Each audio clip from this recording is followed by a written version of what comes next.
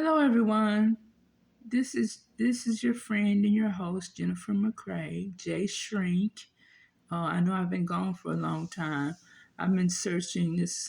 I've been researching this topic for a little over a month. So it's very technical and very complex. And that's why, it took so long for me to go about composing it. But generally, when we think of nurses, what do we think of? We think they're the caregivers who provide their patients with comfort, medication, and various treatments to get them back to health. And by caring for us, they earn our trust and our lives. This story is not that kind of nurse. This story is of a nurse. This video, rather, I'm going to say video, is not about an angel of mercy nurse, but a blooded serial killer who murders patients that she disliked. Her name is Kimberly Clark Saenz. She's supposed to take the Florence Nightingale oath of nursing, which says the oath of abstaining from anything that is harmful or injurious, and shall not take or give any substance or product that is harmful to health. It's like the Hippocratic Oath, do no harm. That's the Florence Nightingale oath.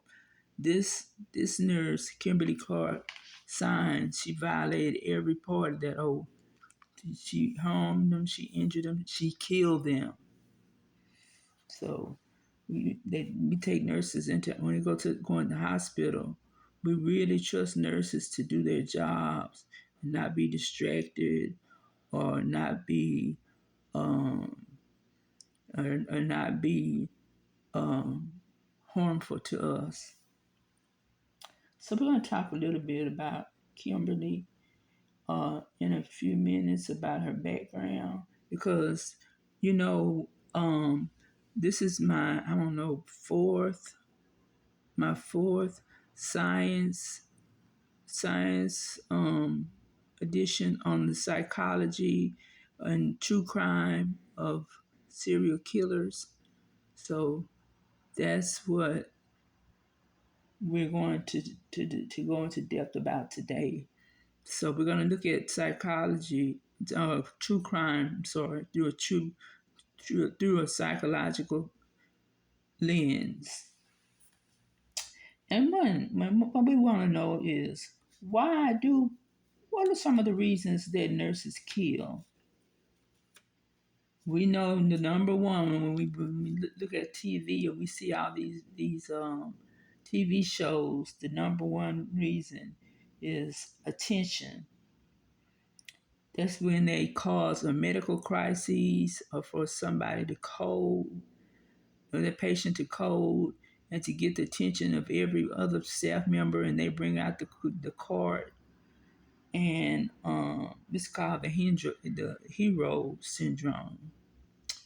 And it's a hero syndrome because every time this particular uh, nurse is around, her patients code, and even the families get to know and to like the nurse, even though the nurse is killing them.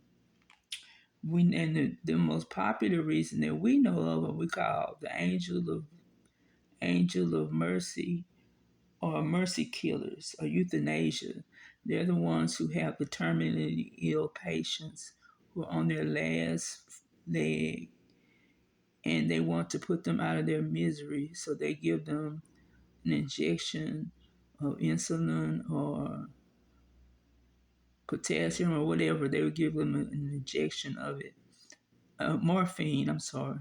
Morphine and fentanyl or narcotic so that they could stop breathing and put them out of their misery.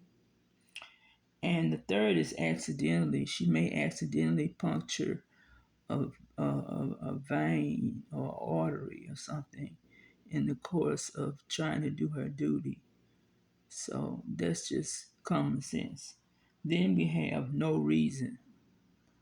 Everybody, in psychology, when we study people, we want to know the motivations behind the things that they do. And we'll go into that in a few minutes. And the last is they kill out of frustration, they're disgruntled, or they don't like their workload. Okay. Characteristics are they work in a setting, they must often know women. Now men nurses are becoming increasingly dangerous. And and third, they kill by passive means. That is, normally they give them poisons. They give them maybe insulin injections that they don't need, or other types of poisoning. So the motive. We're looking for the motive next. Kimberly didn't give a motive because her lawyer said that she didn't have to give one according to the law. So she didn't give a motive, but we know all the serial killers from Ted Bundy to Jeffrey Dahmer to all those John Wayne Gacy, all those people. They in the end, when they get caught and when they get put in jail before their deaths, they usually give a motive. But Kimberly never gave a motive. And her victims were patients who were chronically ill patients who were on dialysis.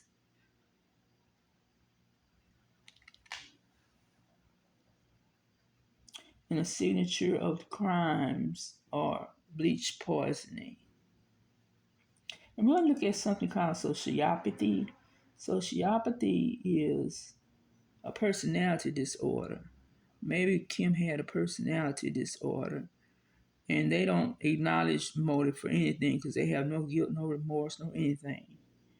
So what sociopaths do, they lie or trick others for personal gain. They commit various crimes. They disregard the rules of the safety of others. They act impulsively. They lie about big and little things. They have trouble keeping jobs. They job hop. They take unneeded risks.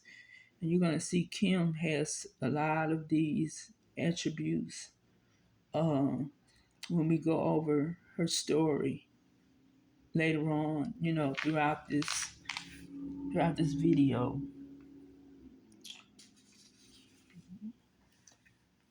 So I'm going to give y'all a warning or a disclaimer. This story may trigger or be upsetting to people undergoing certain medical procedures on a weekly basis.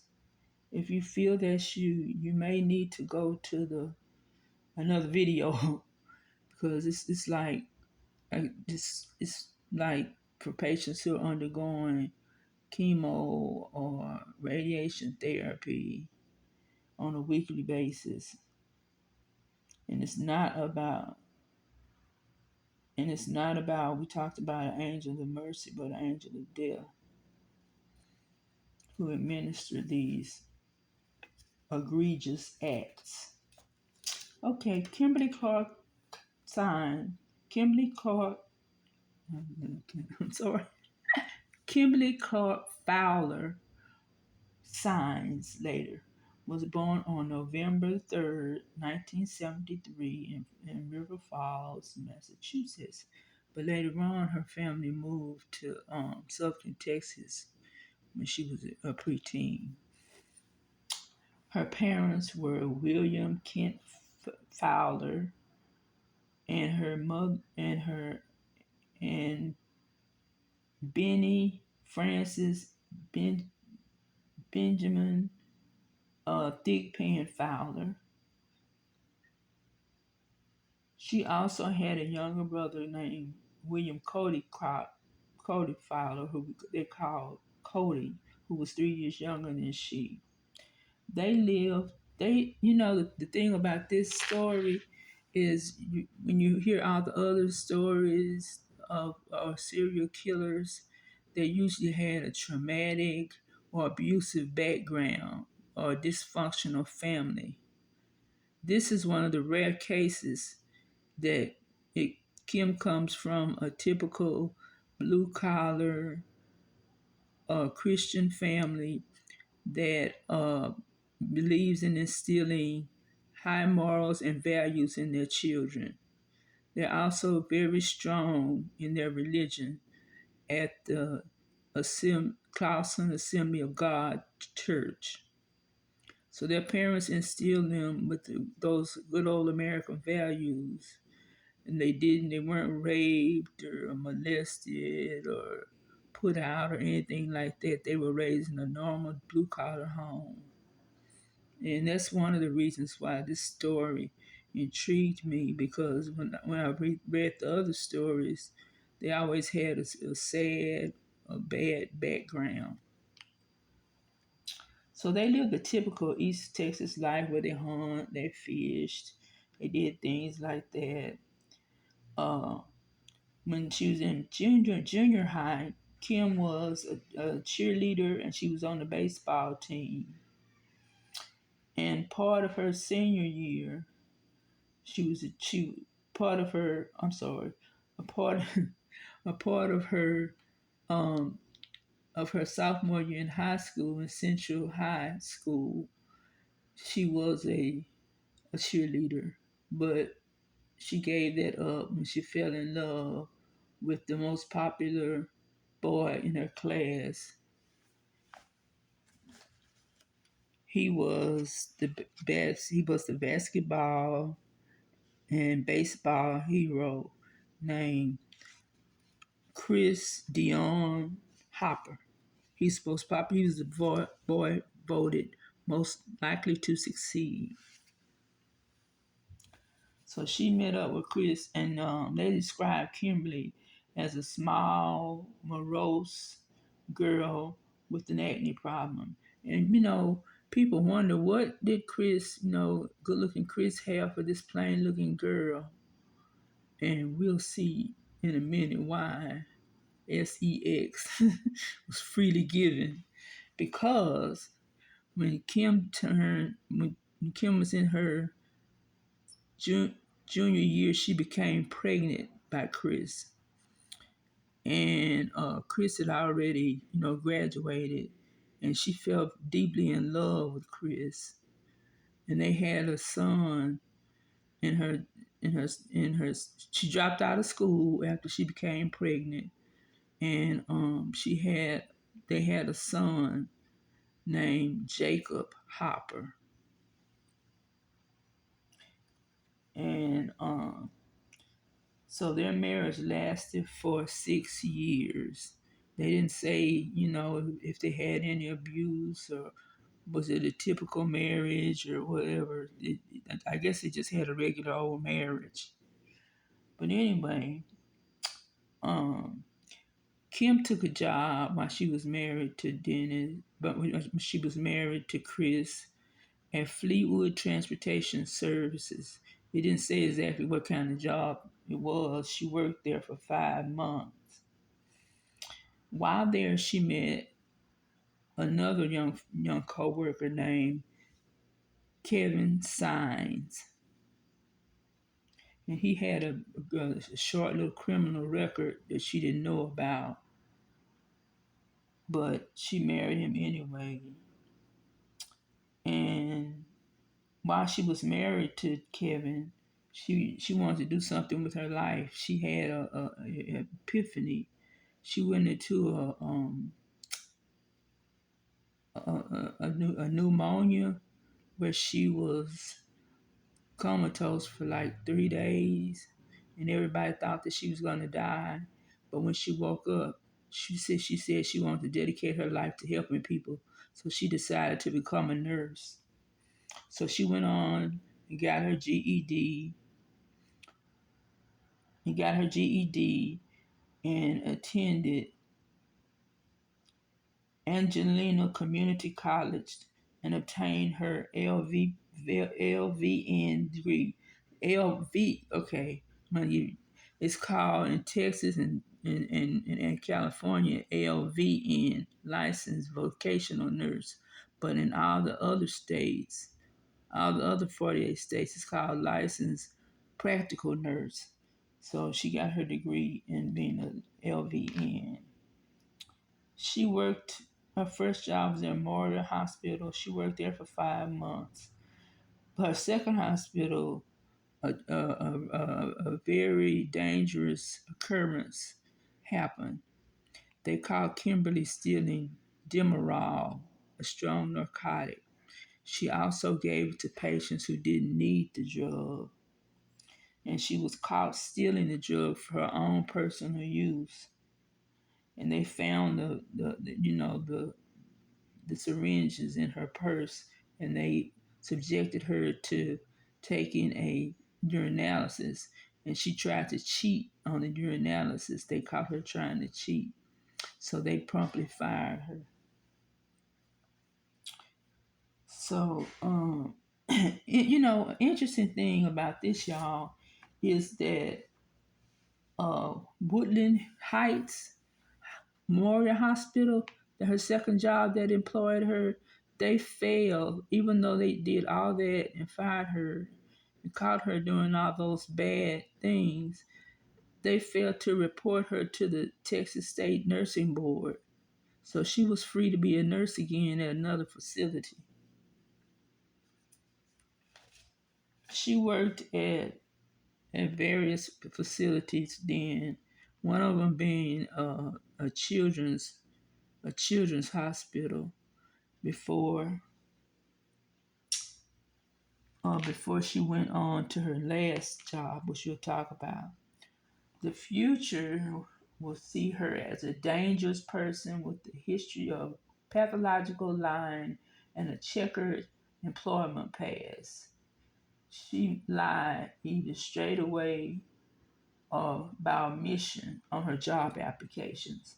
And the reason for this is that in olden days, uh, well, they had where the human resources or the hiring manager, whomever, will call you and ask for your reference. Was this person a good worker? Were they a hard worker? Did they get along with everybody? Did they obey their boss?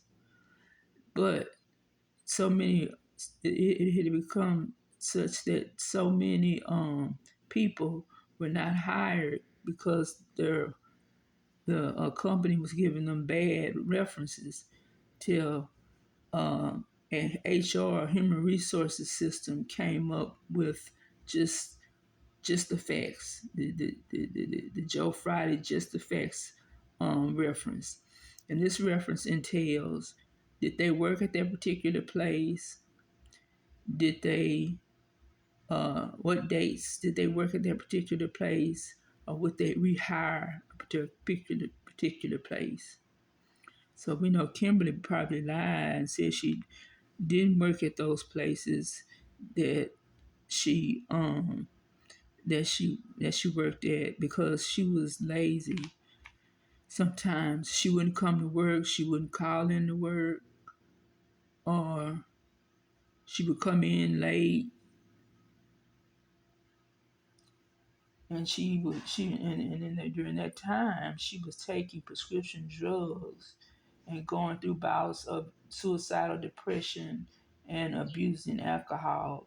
So Kevin sent her to Brentwood Hospital in Shreveport, Louisiana, which is a mental health hospital, for the for for her mental illness.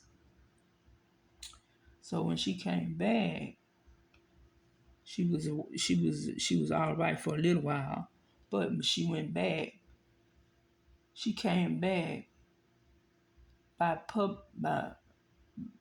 she was okay. They had an abusive marriage, and Kimberly was usually the one who gave out the abuse. He didn't. She beat Kevin instead of Kevin beating her. So when she came back with her old domestic violence personality intact, and Kevin got scared of her because she changed, back into her old self. And she got drunk, and Kevin ran to his parents' house. She got drunk, and she tried to beat Kevin down by going to his parents' house. And she was arrested for that on public intoxication and domestic violence. So after that, Kevin was scared of her.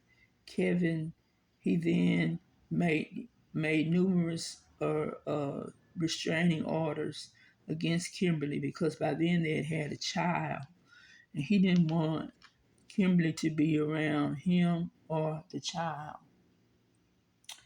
But anyway, so, and then they were contemplating the divorce, but Kevin was actively trying to seek divorce. Um, but somehow she managed to get a job at DeVita.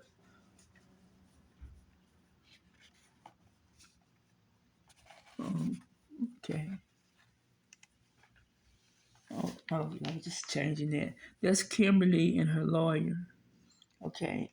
So Kimberly, no, I don't know how this woman did. This woman could get job after job after job. She managed to get her fifth and last job at DeVita Dialysis Center in Lufkin, at DeVita Dialysis Clinic in Lufkin, Texas.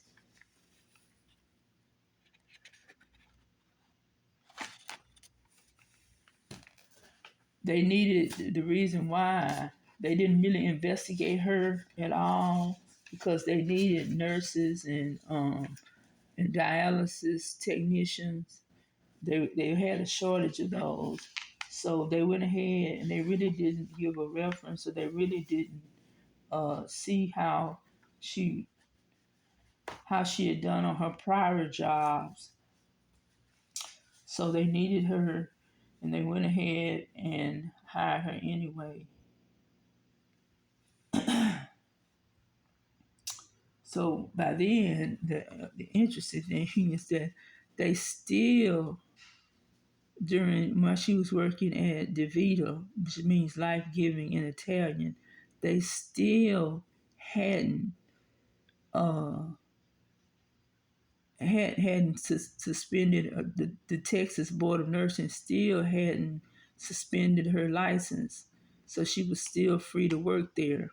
I don't know what it took them so long. I don't know what took Whitlow Heights so long, but she still had her nursing license.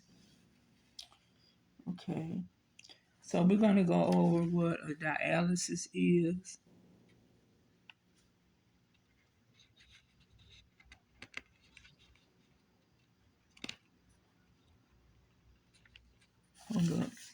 Hold up, y'all.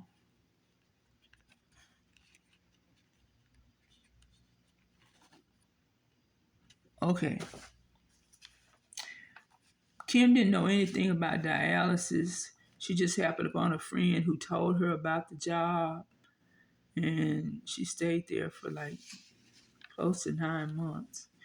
Anyway, a dialysis is a treatment, it's a procedure used by people with acute, or these are usually when they're in the when they're outpatient, they have chronic kidney failure, in which the patient is hooked up to a hemodialysis machine, also known as a dialyzer. I'm sorry, y'all. It removes the excess toxins and and excess fluid from the body by pumping it back into the body intravenously. So that's basically what it does right there. They have little assets they put in there that they put in their arm right there, and then they have the little, the blood that comes back clean, and it goes to this dialyzer, and it goes to removes the unwanted fluid from the patient, and the dialysis field fluid gets into the blood and cleans the blood out, and it goes back into the patient. That's what a dialysis is. And then you have three tiers of employees in the dialysis um, during the dialysis center.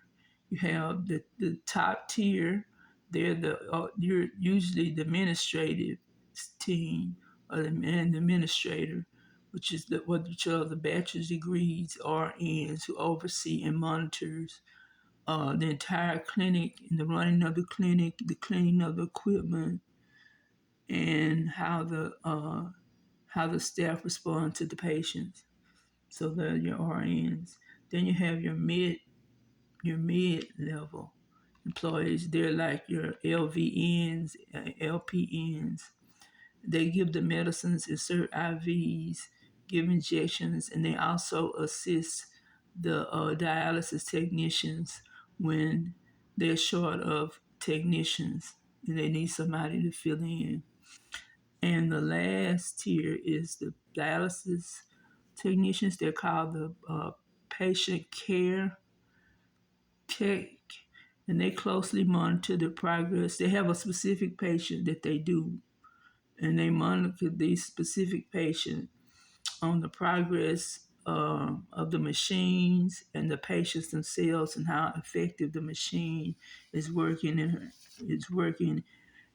if there's if the blood is flowing properly. Okay, so everything was going all right until April 2008. The clinic at that time had called in EMS, the fire department, 30 times. There were 30 patients that coded in the month of April. The first two were Thelma Metcalf and Clara Strange. They both had cardiac arrest and died. But throughout that month of April, we don't know what was going on through these people's heads. But anyway, they called the EMS 30 times in the single month of April. And because of this, DeVita, they hired a new supervisor named Amy Clinton to oversee what was going on at the clinic and why all these patients were coding. But they hired her before all of them coded. They hired her when just the two coded. Um, so she was supposed to make sure and get everything correct and ascertain what was going on. But by then, the paramedics and the fire department, they were in fear. They secretly called the state health inspectors to investigate the large number of patients who were coding and going under cardiac arrest, or dangerously low blood pressure. So, I mean, what would you think? I would call them too.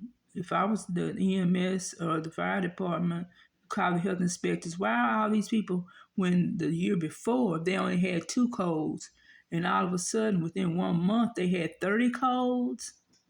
30? 30, y'all? Anybody would be alarmed and frightened by that. So the state inspectors, they tried to investigate what was going on. Okay, and during that time, when those two patients were coding, Miss Metcalf and Miss Strange, two other patients were waiting for their turn. Okay, let me explain this. Before I go into that, the dialysis clinic is a big clinic. It's like like a square, just a great big clinic, and they sit in these chairs. You see the guy sitting in the chair right there? They sit in these chairs, and they have TVs and everything, and they usually have dialysis for 3 days a week, 4 hours a day. So they have TV, radio, whatever books or whatever they want to have because they're there usually for 4 hours. Okay, so during that time, Mrs. Hall and Mrs. Hamilton, they were waiting for their turn to, get on the dialyzer machine and go through their dialysis when they saw Kim using. When they told they saw Kim clean the dialysis machines with bleach, or injecting water or dialysis. I'm sorry, of injecting injecting bleach in the dialysis machine. Okay, wait a minute. Let's see that.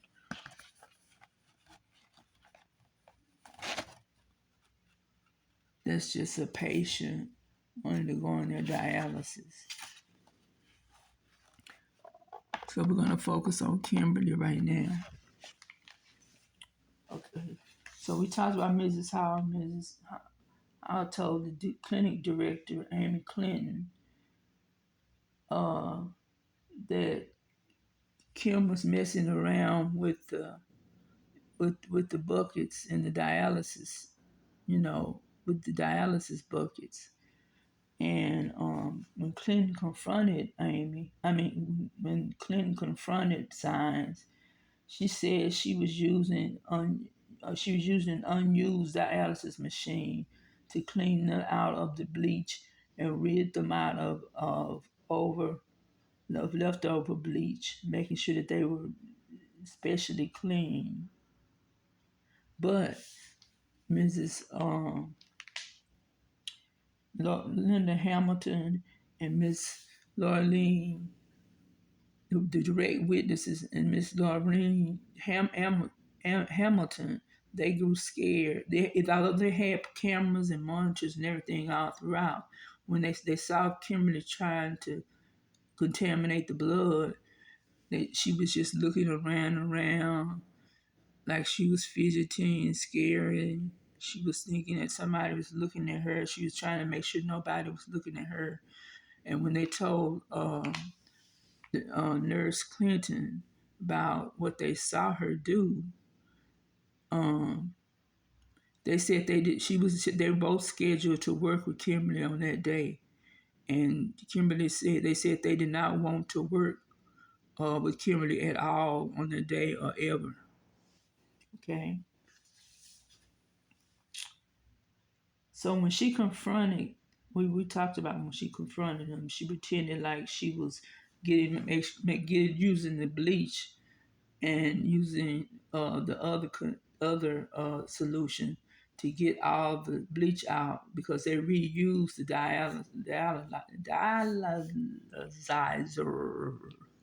Oh, I can't pronounce that. Sorry about that. So, those syringes test positive for bleach, and after a while,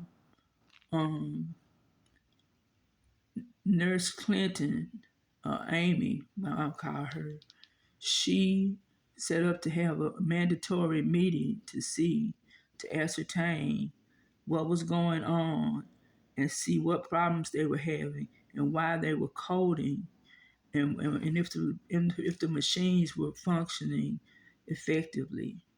And she said everybody had to come. But Kimberly told one of her co-workers that she told one of her co-workers that she wasn't coming because she had to go to her daughter's field day.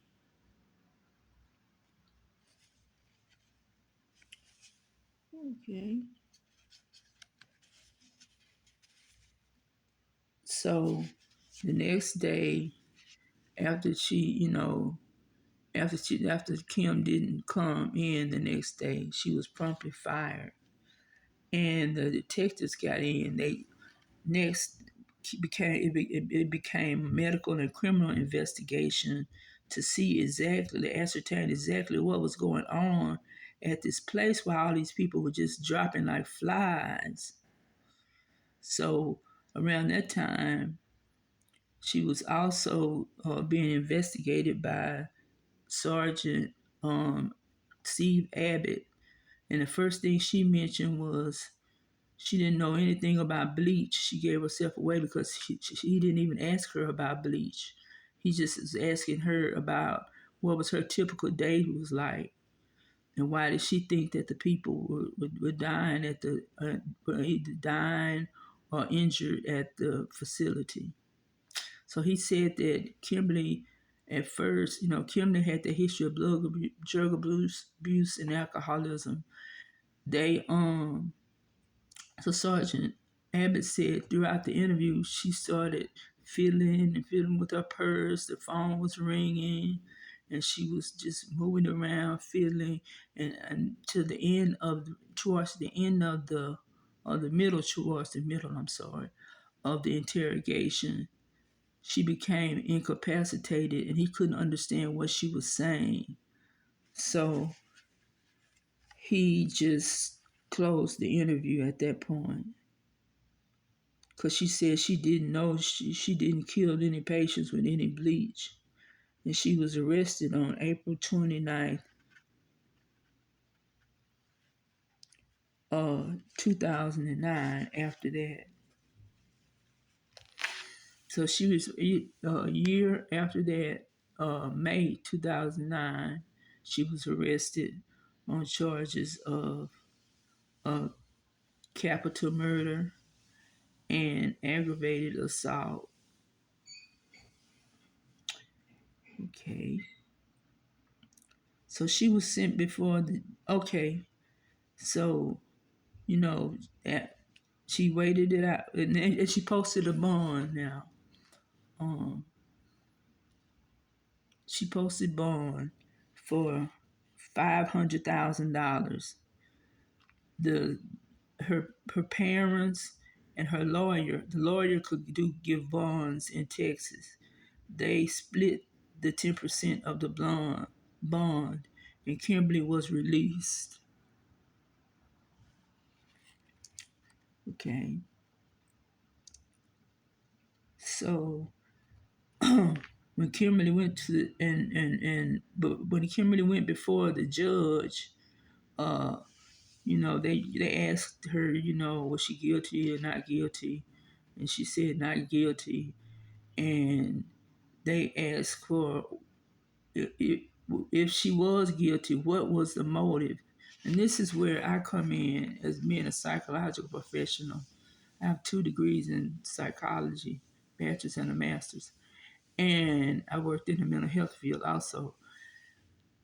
To me, Kimberly, they should have had a psychologist come in. The judge should have mandated or ordered that a psychologist come in and do an assessment on this woman. This woman had a history. She had a really bad history. She looked like she could get away with murder. She had a history, of job hopping, all those sociopathic things. She had a history of depression, suicidal depression. She was placed in a mental health facility.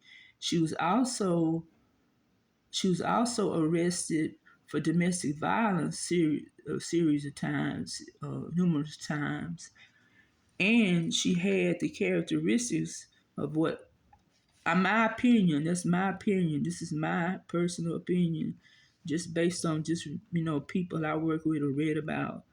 I believe she was a sociopath because she did lie for her own personal gains. She did commit those crimes because the patient saw her do it. And she definitely had to disregard the safety of others because what did she do? She either injured them or killed them. And she was very impulsive. She didn't like to go to work and this and that.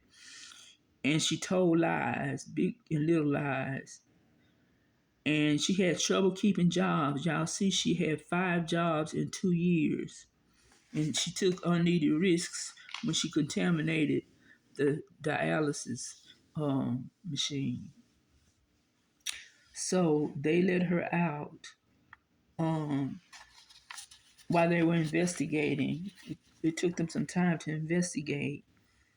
And what I don't understand, during the judicial sentencing, the judicial part of the I'm sorry, during the judicial part of her arrest, the judge gave her 2 conditions.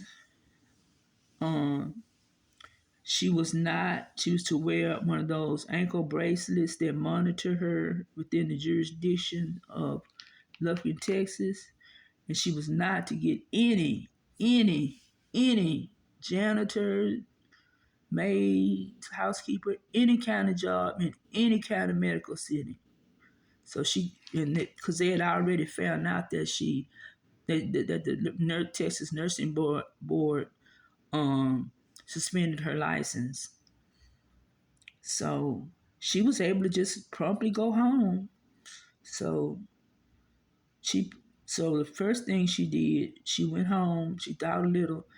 She promptly violated the order by trying to get a job as a receptionist, y'all, in a dermatology clinic.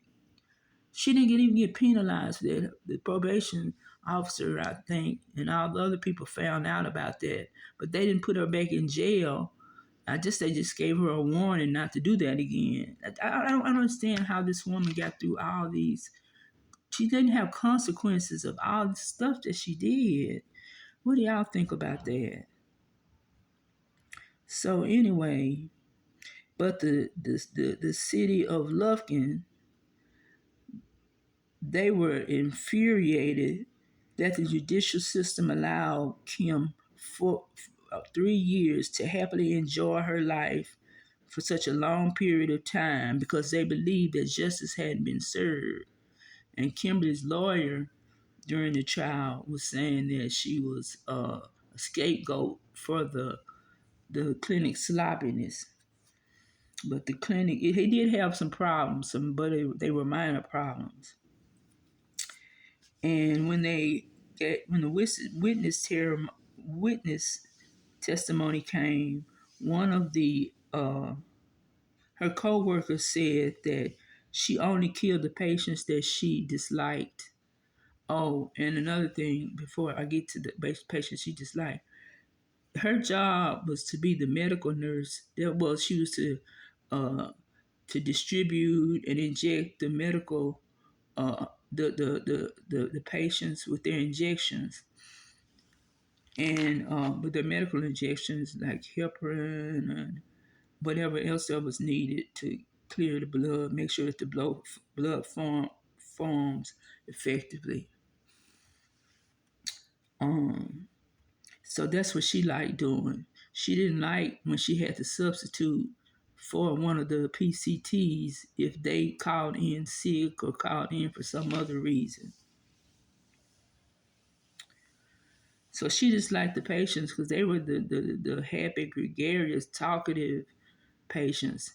And at that time, she was going through a hard time financially. She was being sued by 2 banks, and she was going through a hard time personally with the divorce and all that. So one of her co-workers named Sharon Dearman recalled that when Kimberly was taking they she was out there. Kimberly decided to take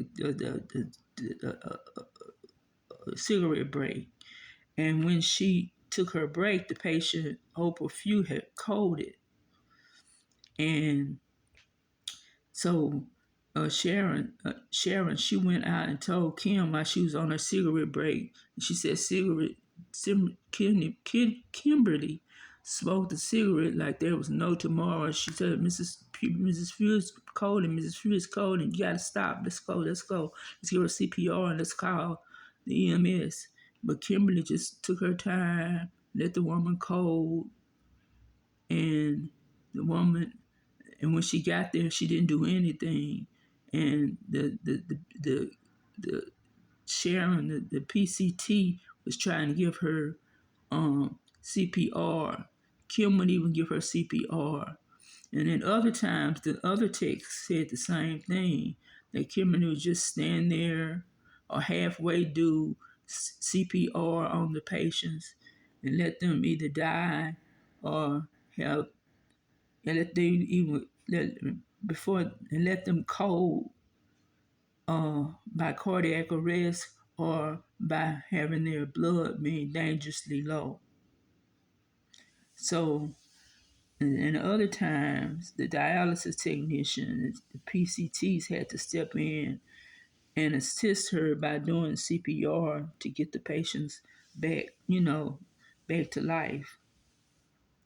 It was said that during the trial, Kimberly laughed and talked, and dressed and dressed frivolously, and had fun being the center of attention. Whenever they talked about her or mentioned her name, she laughed and she smiled and she talked to her lawyers and her relatives and wouldn't pay attention until her name was called. And her lawyer tried to what's that word? Wait a minute, tell me. Her lawyer tried to tried to tried to distract, tried to intimidate, that's the word, intimidate the witnesses when they were on the stand by getting his computer and pointing out different things that they were going through on the computer. He was the only one who did that. And he also was the only one that chewed tobacco and had a dip cup. I mean, country. I would know. I don't think they let you smoke in there. Why would they let you dip tobacco and spit in a cup? But that's what they do in East Texas. But anyway, her church members, her church family, y'all, I'm getting, her church members called her a good Christian woman because she came to church every Sunday. And what's so horrible was that when she was joking and smiling with her family and church members, she smiled and smirked and glared at the victims, of the very people that she killed, the victims' families of the very people that she killed. So she was something else. She thought she was Miss It, and she smiled and smirked at the families. I mean, that's cold blooded. That's cold blooded, right? Okay, since the prosecution decided not to give her the death penalty, they couldn't find a motive for what she did. So the prosecutors described her as a drug addicted, depressed, disgruntled employee who complained about her patients. And and they figured that was some type of motive. That's the one they could provide, but she never provided. And when you think, like we said before, most of them that got caught, they usually said that why they killed the patient or murdered the patient. Really murder. So also during this time, the cyber investigators At the police department, they investigated the hard drives of Kimberly's computer and her parents' computer because Kimberly's parents lived down the street from her. And they found a Yahoo, they found various Yahoo searches on things such as blood poisoning in dialysis, um, how to detect blood in the how to detect I'm sorry, y'all. How to detect blood bleach in. Let me start back over again. Okay, they were looking for the searchers were for how to detect blood in how to detect bleach in dialysis. Just blood bleach poison in general.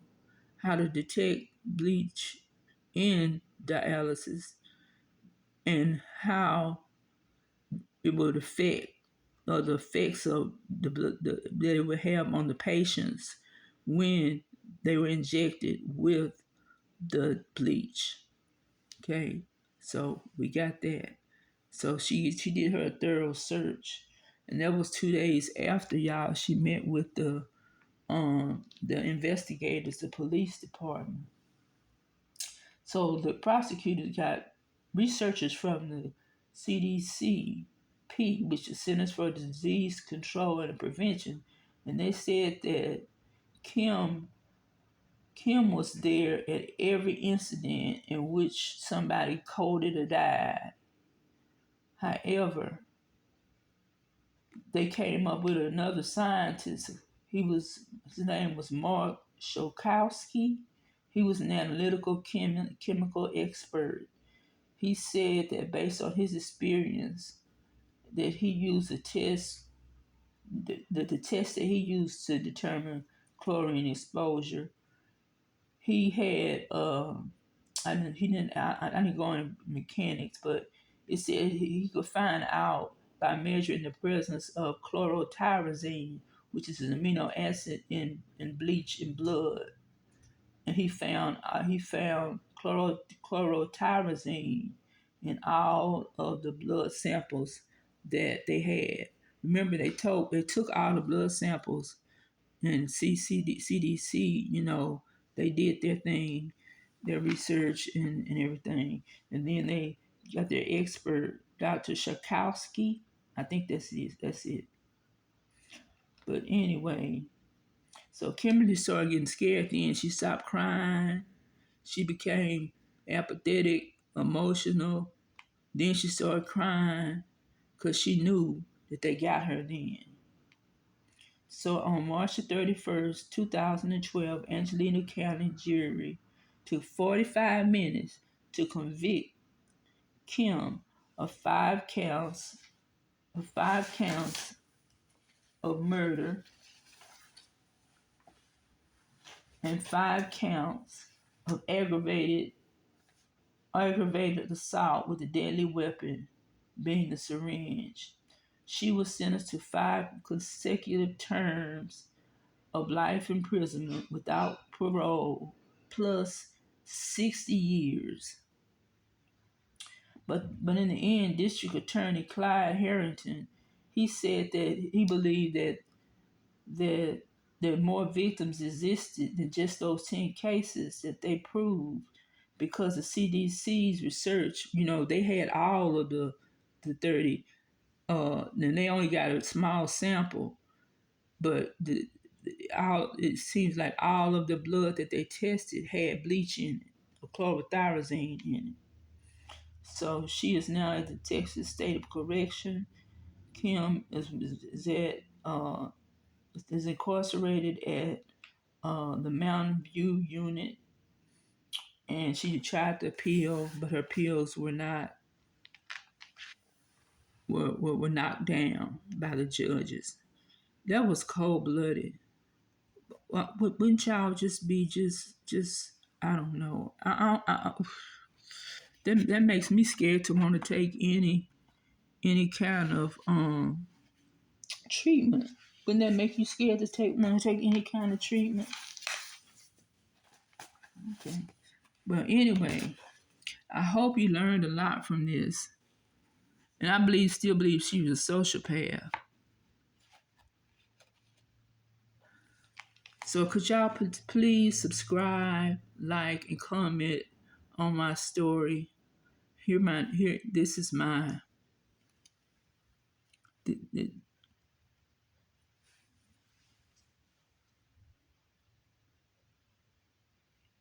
this is my link. Jennifer McCrae, J Shrink. And I want to be doing more true crime and psychology stories. This one was it was extremely complex and scientific and technical, So that's why I was tongue tied with some of these things. But do y'all think she was a sociopath? Do y'all think she did it just out of frustration? Why do y'all think she killed these people? So please comment below. I would like to know what you would think was going on. And that's the story of the nurse of death, Kimberly Clark Saenz case. Thank you and see you on the next video.